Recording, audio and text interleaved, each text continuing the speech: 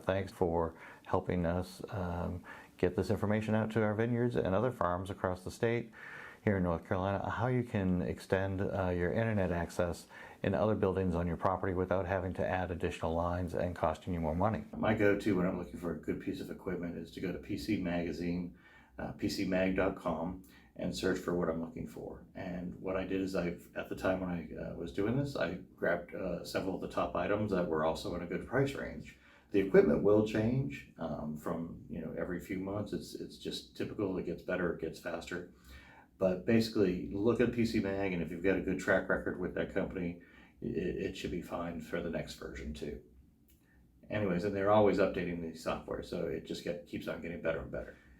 If you're at a vineyard or it could be any type of a farm, you might have multiple places on that property. It could be your house where the internet connection is coming into, or tasting room.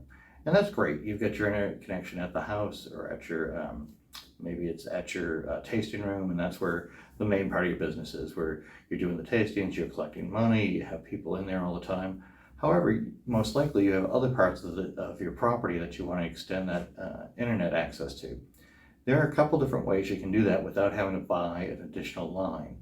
So think of it as you want to extend it, and say you have a large, and an example that we'll use today is you have a large tasting room area. So you've got multiple offices, you've got a big site and a big building that you're in, but the frequency dies out after a little bit.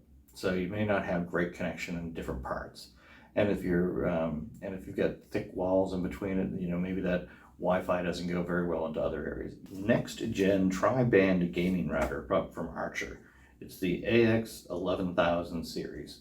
So that piece of equipment is really unique. It's a router. It's a wireless router.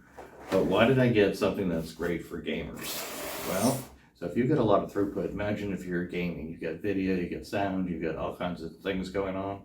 This piece of equipment is built to move data quickly from the internet to your devices.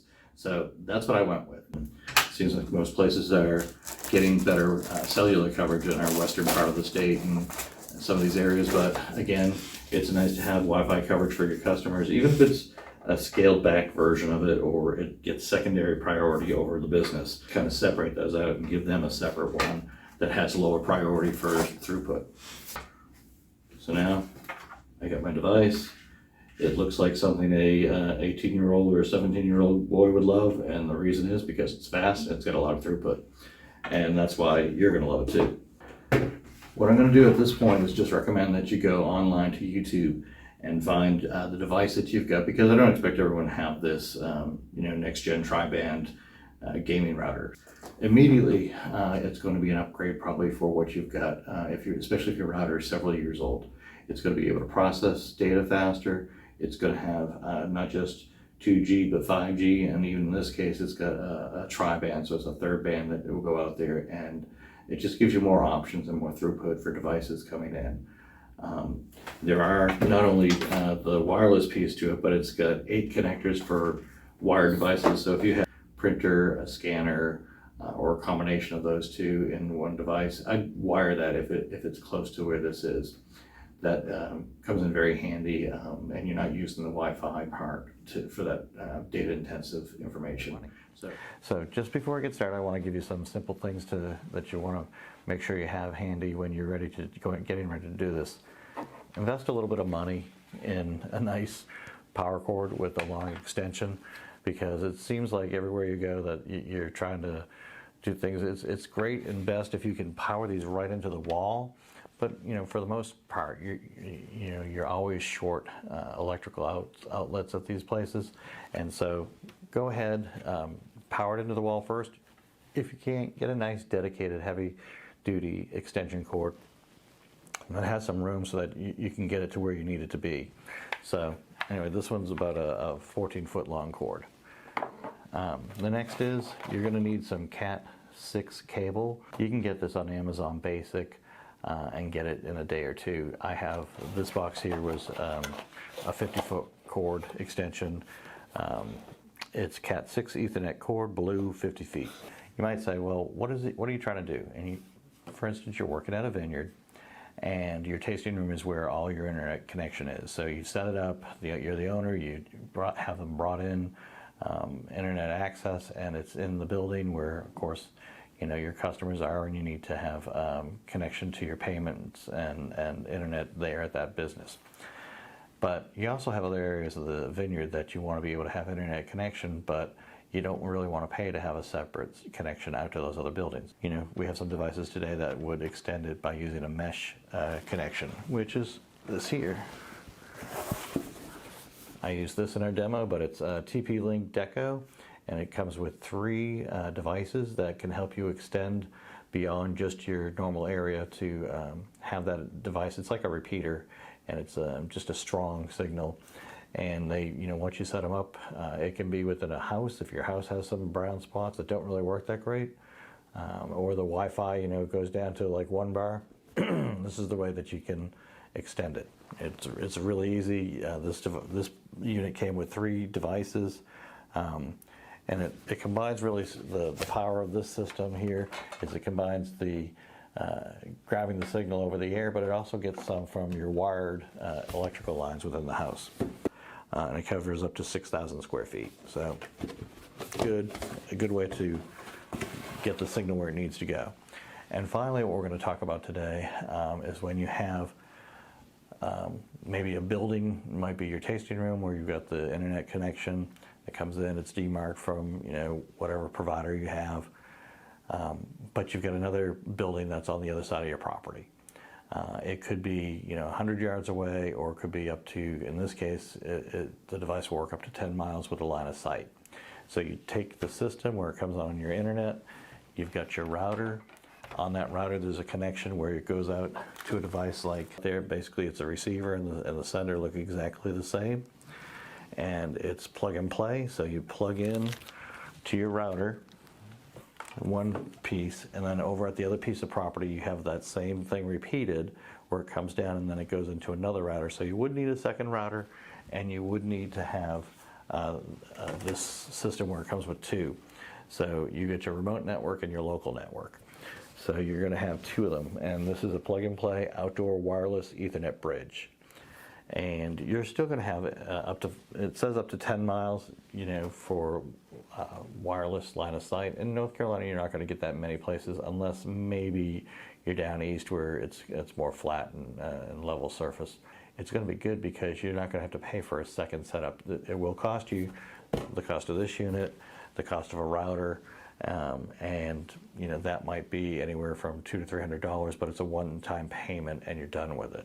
So again, this is a really great solution to it. If you've got an area that might be a gazebo that sits out on your grounds and you want to extend internet connection out there, same type of thing. You can hook it up on your house or on your tasting room.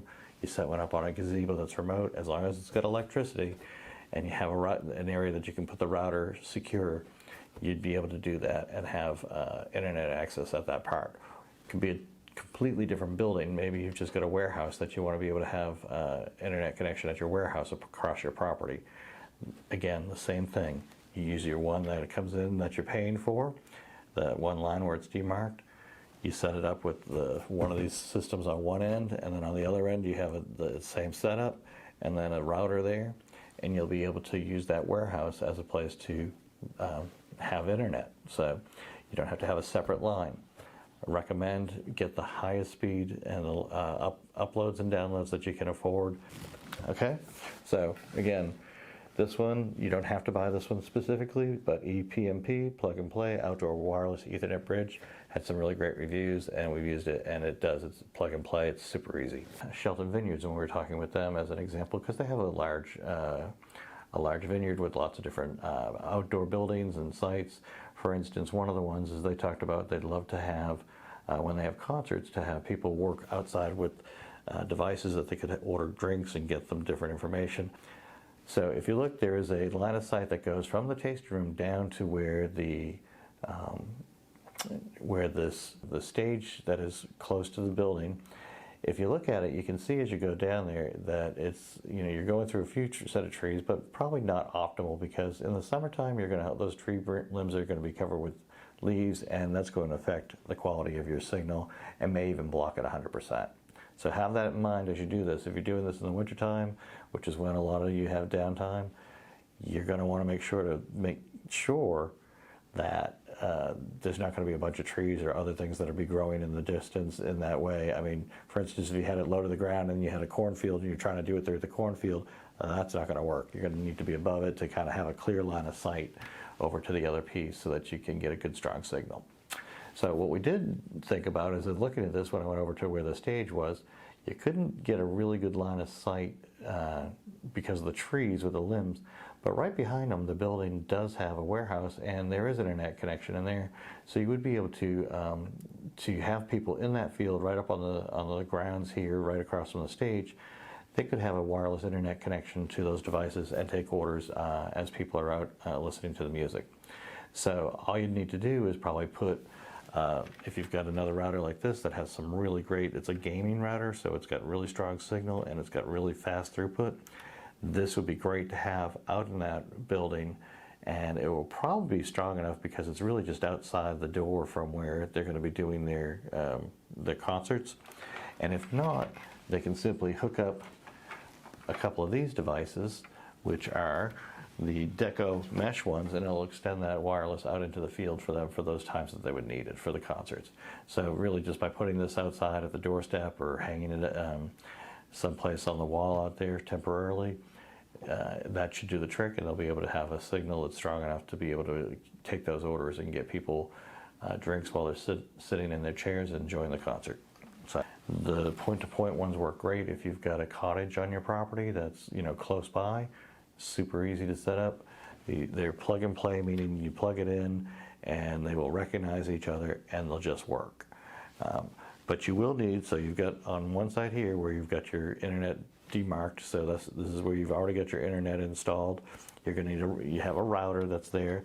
That router is going to go up to one of these two devices, one device here, so this is your tasting room, and that device is going to start sending that signal out across your property to wherever the other location is. And on the opposite end, you're going to have to repeat this setup. You're going to have one of these to catch the signal, and then a router to be able to send the Wi-Fi signal around that location.